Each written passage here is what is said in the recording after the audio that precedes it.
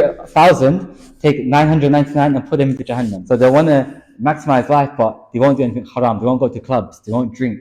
They won't frame to women. Bismillah ar-Rahman ar-Rahim. Alhamdulillah wa salatu wa salam ala Rasulillah al-Kareem wa ala alihi sahbihi ajma'in. Assalamu alaikum, brothers. Barakallahu for inviting me to be a speaker on the cave. This week's topic is related to something which affects us all in our day-to-day lives, and it goes back as far as when we was young. Growing up in this society, they believe in certain values and principles, and one of them which affects us all is this idea about maximizing your life, making the best of life through seeking pleasure and happiness. For them, this concept of utility is when you do an action which gives you pleasure, then that leads to happiness. So growing up, we're indoctrinated with this idea, and this permeates throughout society. So as a result, you see, growing up, kids, adults, all their time is consumed with some sort of entertainment. So they'll be watching TV, from the TV to the console, from the console to the phone, to the laptop, or Netflix, and the entire day, realistically, is spent like this, going from one desire, one pleasure to the next. Muslims growing up in this society are affected by this idea as well, and they're no different. Growing up as kids into adulthood, we follow the same idea to some extent, where all our time is consumed with these pastimes. Now, in Islam, these things which Allah SWT, which they call ibaha, the mubah, the permissible, Allah has made these permissible.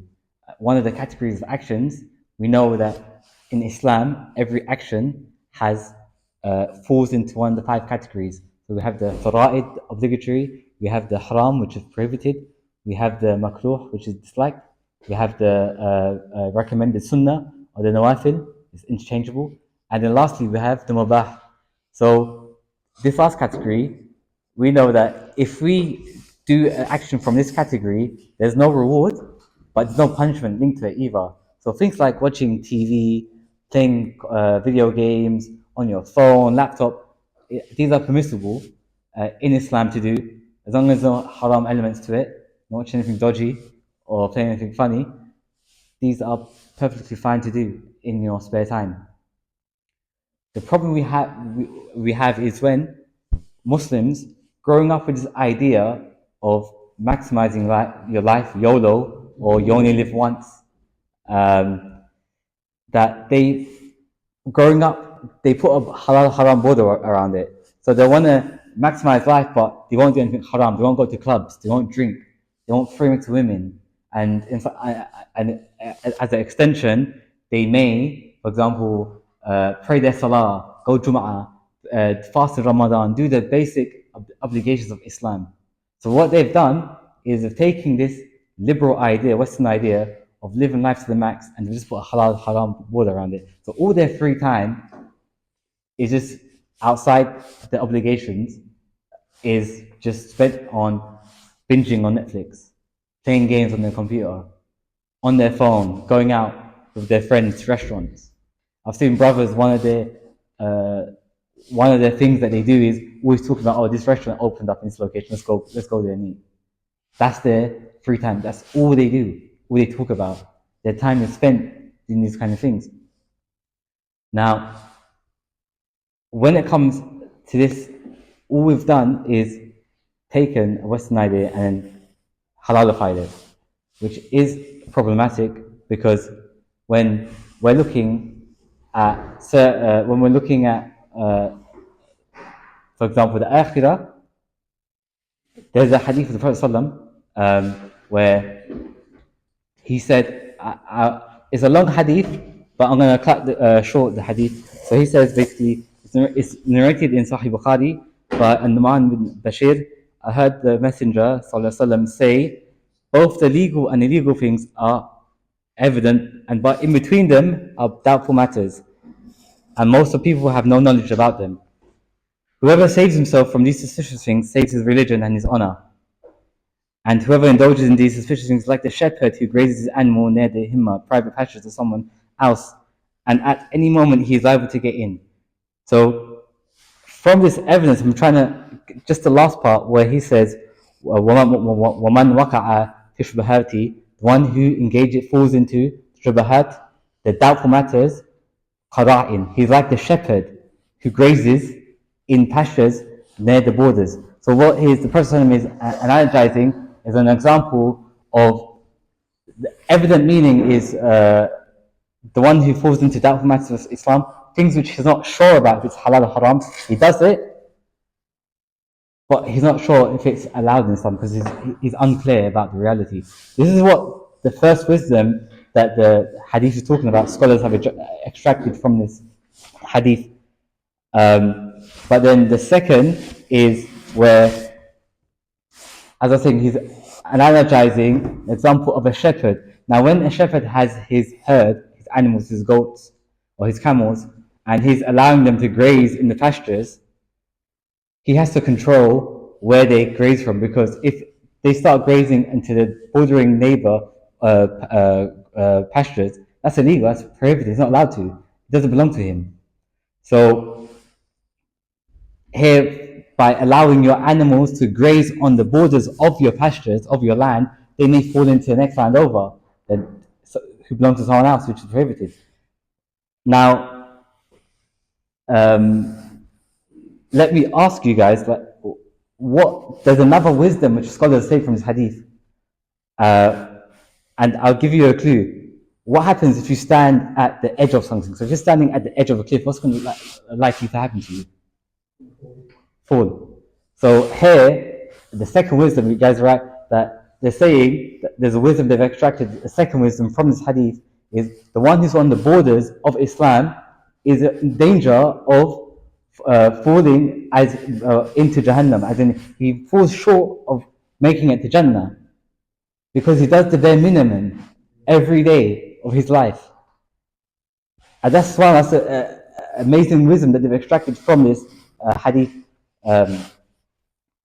Now, in our lives, we have to think about, are we that type of person where our entire day is spent in the Mubah, in the permissible things, all our time watching TV, or on our laptops and our phones, and we just do the bare minimum. As soon as Salah starts, we're still watching TV, we're on our phones, but just before Asr is about to start, we quickly run, pray Dhuhr, just to make it in time, because we spend all our time doing something which is permissible, and our whole day goes like that, day by day, week by week. We fall into the danger of falling in one of these people. When it comes to Yawm al-Qiyamah, Day of Judgment, we fall short. Now, when the Prophet gave another hadith, said another hadith where he said, on the day of Yawm al-Qiyamah, the Day of Judgment, Adam alayhi salam will be brought, and it will be said to him, all of the people will be standing from the beginning of time to the end of time. Imagine how much people that is. Yeah. Today we have 7 billion in the world or more, but this is from the beginning of time to the end, standing all on one flat plane, as the evidences talk about the description of the Day of Judgment. All the people, and it will be said to Adam alayhi salam, from your progeny, take out every 999 and put them in Jahannam. So every 1,000, take 999 and put them into Jahannam. Meaning only one person out of 1,000 will go to Jannah. One. Look at the people in here. There's not even 1,000 people in here. That could be none of us in here that will make it to Jannah. When the Sahaba heard this, they became depressed. They said, Ya Rasulullah, what about us? And to cheer them up, there's different varying narrations on this hadith, where some say that the Prophet said, it will be the 999 will be Ya'juj Ma'juj, the tribe that Allah talks about, or Gog and Magog, and one of you. but in another narration, it's not mentioned. So one of the explanations of this hadith by Ibn Hajar al-Asqalani in his Fath al-Bari, he talks about that the 999 that are put into Jahannam, most of them will be the disbelievers, and some of them will be the believers but who are sinners. So taking this hadith into today's topic, if we spend all of our mubah time, all our time in the mubah doing permissible things, and we're doing the bare minimum every day, what makes us special that we will be the one out of the 1,000 that put into Jannah? And when you look at, for example, the prophets on Yawm al-Qiyamah, when people are distraught and each ummah goes to the prophet and says to the prophet to intercede for them, what does the prophet say? Nafsi, nafsi, myself, myself. They, who are the best of creations, are even scared for their own destiny. What's going to happen to them? What's to come? And similarly, when the companions, the Prophet ﷺ, he guaranteed 10 companions paradise. One of who was Umar al-Khattab radiallahu anhu, and on his deathbed, he said, if only a man his whole life committed to, most after the age of 25, committed to Islam, and he did not do the bare minimum. If you read his life, subhanAllah, it's unbelievable the amount of ibadah he did. On his deathbed, one of his last words was, if only I die and my scales are basically no zunub, sins or bad deeds, and no hasana or good deeds. Basically, my scales are empty. I die with an empty plate. And this is someone who was guaranteed Jannah. So where does that leave us? Where their daraja, their level is far higher than us. So as Ramadan is coming up, naturally we're going to be in the mode where we're going to change our schedule to do more ibadah. We'll be doing more tilawah, recitation. We'll be going to Taraweeh, fasting. We'll be increasing in ibadah, doing our dhikr. So naturally, alhamdulillah, we've been blessed that Ramadan is coming, where we can, if we have these habits of spending all our mubah time, all our time in the mubah, we can now change it. Ramadan is now the training ground to change that mindset and that behavior, the habits that we have, to do more ibadah, incorporating more ibadah into our life. Inshallah, Allahumma balighna Ramadan. Allahumma balighna Ramadan. Allahumma balighna Ramadan. Inshallah, Allah blesses us to reach Ramadan. And inshallah, when we go away, we should really think about our schedule, our life. Are we that type of person that falls in to this description of the one who spends all his free time in the mubah and does the bare minimum of his obligations? Then we fall into danger in Yawm al-Qiyamah of not making the Jannah. Inshallah, I'll end it there. سبحان ربك رب العزة عما يصفون والسلام على المرسلين والحمد لله رب العالمين. بارك الله فيك.